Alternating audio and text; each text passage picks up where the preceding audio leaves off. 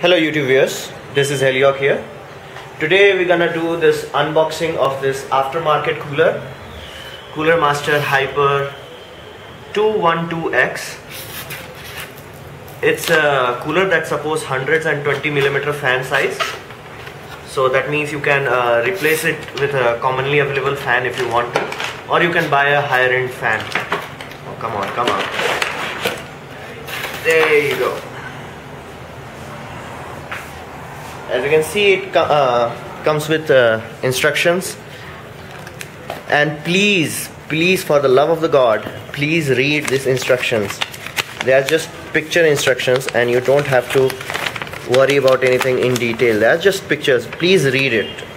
Because of this universal design, they are kind of complicated and they require a certain level of finesse to do it. As you can see here, you can see you're supposed to put thermal paste on the heatsink rather than on the CPU. So it's different for every cooler, especially every aftermarket cooler. So please pay attention and read and they are just pictures, so you don't have to do anything serious about it.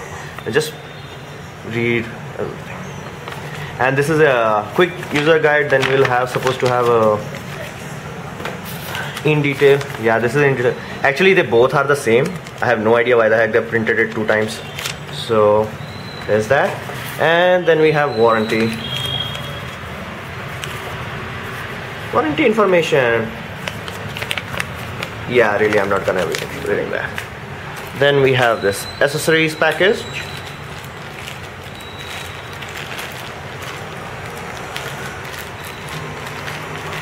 And this is a CPU backplate. Generally AMD systems doesn't require it, but in this case they do. And you can see this tape that you can see here is there, so it doesn't short circuit your motherboard and all that. And this is the main main stuff that you're supposed to change it, like for different CPU sizes you're supposed to do different things for it. Never like in the instruction manual, it flat out says you're never supposed to use this kind of pattern. It has to be this or this. So for AMD it's supposed to be like this. And if you pay attention to this side, this is spring loaded. So you have to pull it up and then move along. For AMD FX AM3 socket size, it's supposed to be in middle. So bit of space left there, bit of space left here. It's a spring loaded. That's a very good thing. So let's go deep into the accessories package. You get thermal compound as usual, but I'm really surprised how small thermal compound they give. Like you best case here, you can work this for 2 times. So you might want to consider having an extra thermal grease when you are trying to install this. And here we have all the nuts and bolts. And good thing about Cooler Master is they give this cap which you can use to tighten this kind of thing. This if you want to tighten this thing, it will go and then it will give you a screwdriver. Then you can tighten it up. So this is a very good attachment. It's only kind of use and throw, but they still include it. That's awesome. And you can see we have nuts also for this will come in handy, very handy in installation. And do not throw this away after you are done with it, so that would be stupid. And they also come with something extra that I already unboxed. It comes with this flap that you can use to mount it on the CPU cooler. So now let's unbox the main event.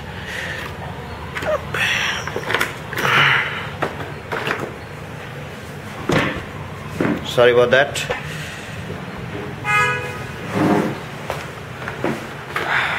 As you can see, fair warning though, if you're gonna buy something that has 120mm fan, please check whether it's compatible with your case or not, because you might be surprised. It's very tall.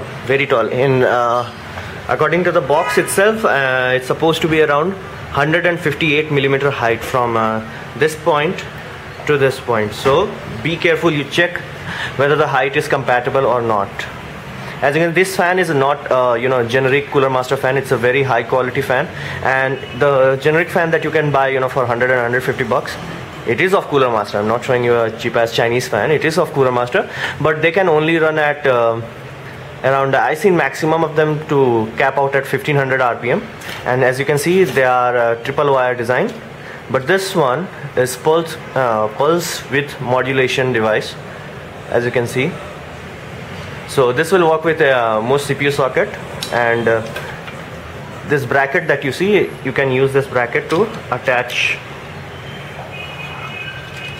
another fan. So it will be a push-pull configuration. Make sure if you are doing this, your fan alignment is proper, because if your both fans are pushing air out, there is no way for air to get in, and it will become superheated because you created a partial vacuum there. So pay attention to those kind of things. And you can see this is a different design than other coolers. It has direct contact with the thermal pipes are directly making contact with your CPU, so supposed to be better. And this is not very expensive cooler, and AMD processors are the hottest processor. Like my FX8350 has a TDP of 130 watts. That's highest you can get in desktop processors. Even Intel one can only goes up to 120. So this cooler is supposed to take care of this. So, and please remove this before you apply this. It's not there. It's not supposed to be there. Like read the warning. And before you go in installation, I would suggest one thing that very few people actually do, but you have to do it, especially in something this complicated. Please do a thorough installation try. Like figure out how you're supposed to install all of this thing before you go into your system.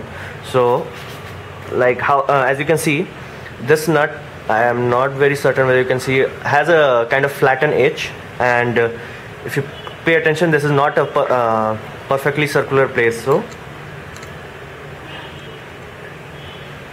this is how it locks up. So do a thorough checkup, and you will find out like whether you are missing any nut or not. So okay, why the heck this is not going? Okay, yeah. So do a thorough installation, and you will figure out.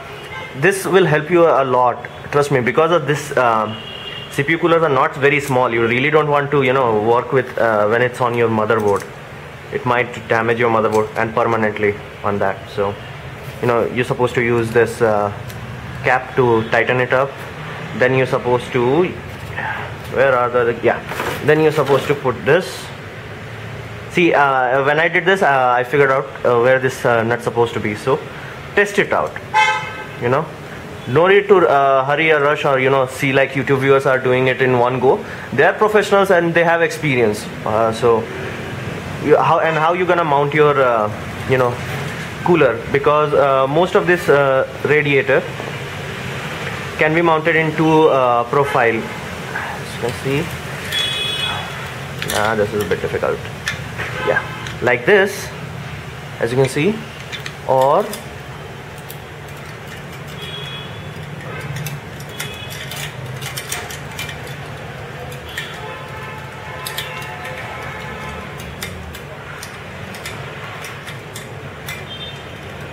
wow, this, yep.